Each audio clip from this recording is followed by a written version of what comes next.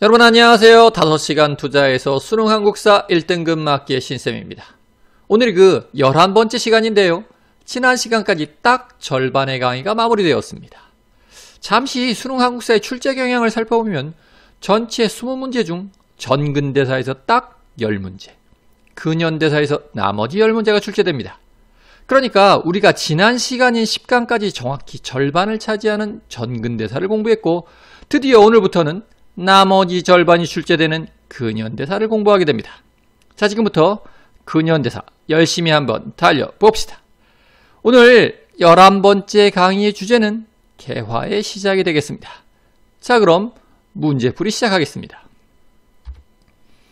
1번 2019년도 기출문제네요. 가에 들어갈 장면의 제목으로 가장 적절한 것은 병인박해가 시작되고 프랑스군이 강화도를 침략한 후 가가 나온 다음에 전국에 척합의가 세워지네요. 여러분, 프랑스군이 강화도를 침략한 사건 병인양요. 이거 언제 일어났죠? 1866년에. 그 다음에 전국에 척합의가 세워지다? 이거는 그렇죠. 신미양요 직후에 전국에 척합의가 세워지네요. 한번 보기 중에서 가에 들어갈 적당한 제목 찾아볼까요? 1번 신미양요가 발생하다. 1번 정답. 여러분, 병인양요 1866년 이후고 척합의 언제 세워진다고요? 그렇죠. 1871년 신미양요가 끝나자마자 흥선대원군이 전국에 척합의를 세우니까 중간에 들어갈 내용 딱 맞네요. 1번 정답. 2번 을미의병이 일어나다. 을미의병 언제 일어난다? 1895년에 을미의병이 일어난다. 한참 뒤 얘기고. 3번 홍범 14조가 반포되다. 홍범 14조도 1894년 한참 뒤에 반포가 되네요.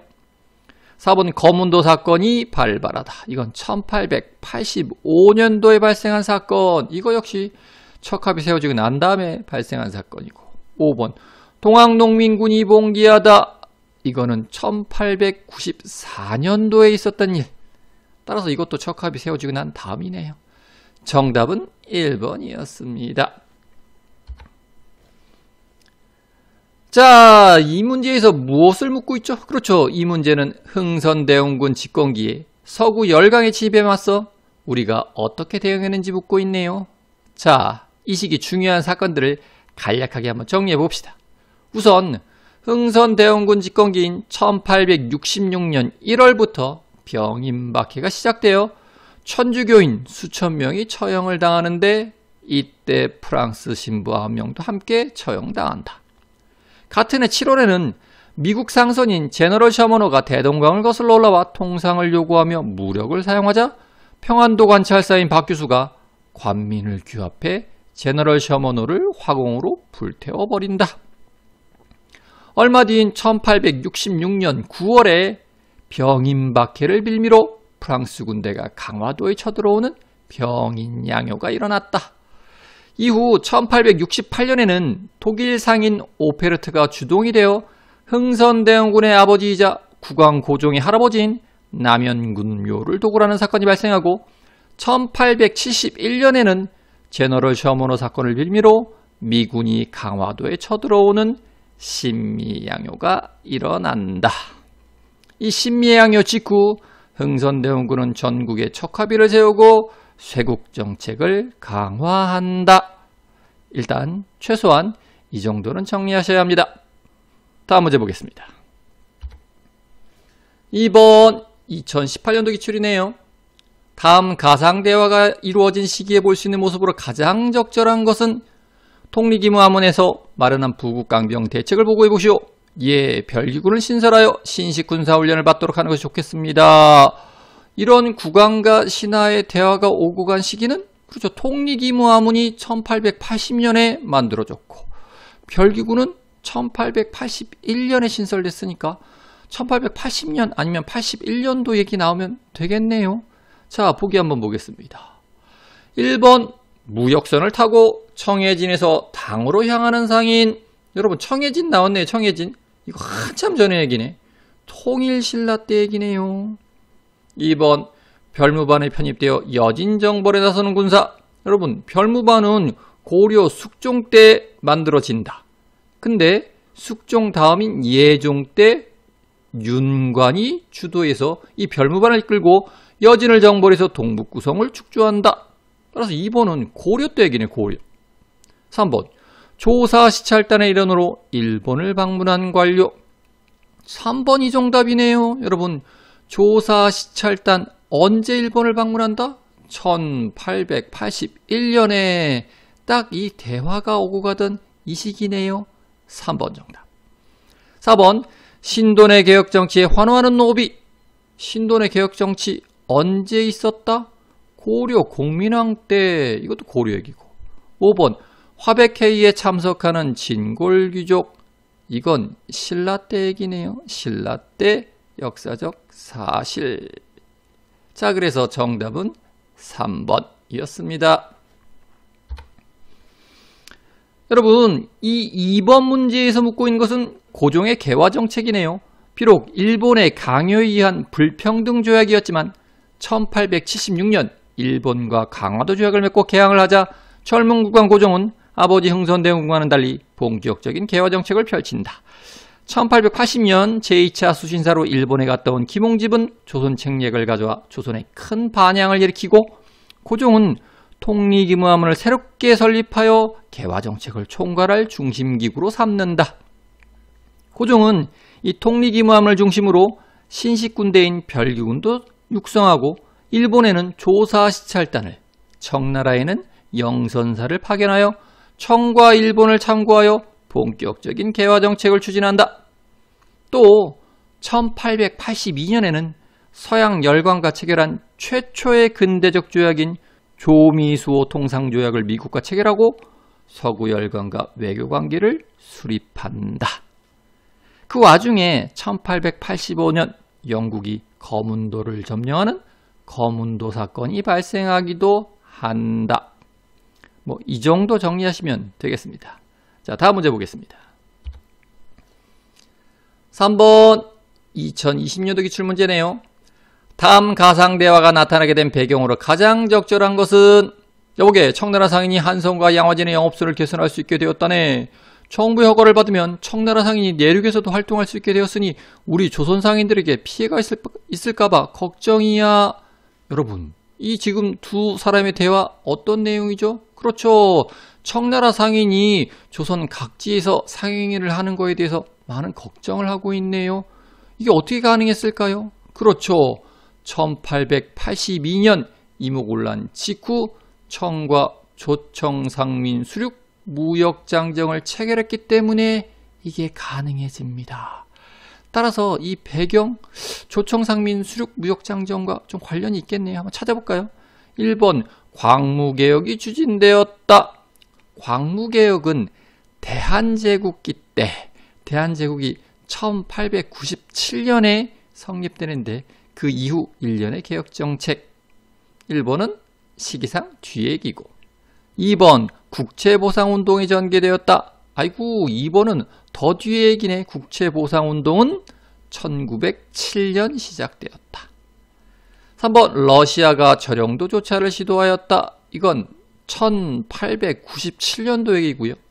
4번 일본이 황무지 개간권을 요구하였다. 이건 1904년도 역사적 사실. 5번 조청 상민 수륙 무역장정이 체결되었다. 5번이 정답이네요. 5번 정답. 자, 이 문제에서는 이모곤란 직후 체결된 조청 상민 수륙 무역장정에 대해 묻고 있네요. 그럼 이모곤란과 조청 상민 수륙 무역장정에 대해 한번 정리해 보겠습니다. 개화정책의 추진 과정에서 정부의 재정이 열악해져 관료들에게 녹봉을 제대로 지급받지 못하게 되었는데 1882년 13개월치 월급을 받지 못한 구식군인들이 결국 난을 일으키게 되는데 이것이 바로 이모곤란. 강화도 조약 체결 이후 일본 상인들에 의해 영국산 모직물이 수입되고 쌀이 대량으로 일본에 수출되면서 국내의 상인들은 큰 피해를 보고 국내 쌀값이 폭등하여 도시 빈민들의 삶은 더욱 힘들어졌는데 이 이모곤란의 와중에 도시 빈민층까지 난병에 가세하게 되었다. 이들은 권력을 이용해 부를 축적한 선해청, 당상, 민교모를 비롯한 다수의 고관 대작들을 죽이고 결국 경복궁까지 서들어가 장악하게 된다. 이때 권자에서 쫓겨났던 흥선대원군이 8년 만에 다시 집권하게 되지만 곧 청나라 군대의 개입으로 고종과 명성황후가 다시 권력을 차지하게 된다. 이렇게 되자 조선에서 청나라의 영향력이 크게 확대되어 결국 일본과는 재물포조약을 체결하고 청과는 불평등조약인 조청상민수륙 무역장정이 체결된다. 이로 인해 청나라 상인들이 한성과 양화진에 진출하여 영업을 할 수 있게 되었고 내륙 각지까지 진출하여 가뜩이나 일본 상인들에게 피해를 입은 시전 상인을 비롯한 많은 조선 상인들이 더더욱 큰 피해를 입게 되었다. 까지 정리하시면 되겠습니다. 자, 다음 문제 보겠습니다. 이건 2018년도 기출이네요. 다음 요구가 나오게 된 배경으로 옳은 것은 몇 년 전부터 청과 일본 상인이 상점을 한성이 개설하므로 우리는 영업이익을 잃게 되어 생업이 어려워지게 됐다. 이에 우리 시전 상인들은 가게문을 닫고 시위에 나서며 정부에 담을 요구한다. 외국 상인들을 인천 계양장으로 물러나게 하고. 여러분, 이 요구 뭐죠? 그렇죠. 시전 상인들이 가게문을 닫고 시위를 하네요. 시전 상인들의 철시 투쟁. 왜요? 그리고 무엇을 위해서? 외국 상인들은 인천 계양장으로 물러가라, 이 주장을 하네요. 자, 이렇게 시전 상인들이 철시 투쟁을 하게 되고 외국 상인들이 이거 계양장 밖으로 와서 상행위를 자유롭게 하게 된 원인? 그 배경은 무엇일까요? 한번 살펴볼까요? 1번 조청상민수륙 무역장정이 체결되었다. 1번 정답이네. 이거 체결되면서 청나라 상인 그리고 고대 일본 상인들도 내륙으로 진출하게 된다. 1번 정답. 2번 물산장려운동이 전국적으로 확산되었다. 이건 1920년도 얘기고. 3번 정부의 주도로 새마을운동이 전개되었다. 이건 1970년도 얘기고요. 4번 일제에 의해 토지조사 사업이 실시되었다. 토지조사 사업은 1910년도부터 시작이 됩니다. 5번 양전사업과 더불어 지게 발급이 시작되었다. 여러분, 이거 대한제국기 때 사실인데요. 양전사업은 1898년도부터, 지게 발급은 1901년도부터 시작되었다. 정답 1번이었습니다. 자, 이 문제도 조청상민 수륙 무역장정의 체결과 이로 인한 조선의 경제적 타격에 대해 묻고 있네요. 정리되신 분은 그냥 넘어가시면 되고, 정리 안 되신 분은 3번 문제 핵심 요점 다시 한번 복습. 다음 문제 보겠습니다. 5번 2017년도 기출문제네요. 다음 정강이 발표된 시기를 연표에서 옳게 고른 것은 대원군을 즉시 교육하게 할 것, 문벌을 폐지하여 인민평등의 권리를 제정할 것, 지조법을 개혁할 것, 재정은 모두 호주에서 관할할 것. 여러분, 이거 뭐죠? 그러네. 갑신정변 때 발표된 개혁정강 14개조 내용이네요. 갑신정변은 1884년에 일어났다. 자, 그러면 연표에서 한번 볼까요? 척합이 건립, 이거 1871년 신미양요 직후라고 설명드렸죠. 강화도 조약 체결 1876년.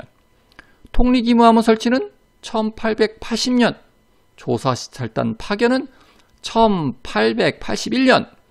이모군란 발발은 1882년이고 전주화약 체결은 1894년인데 그러네.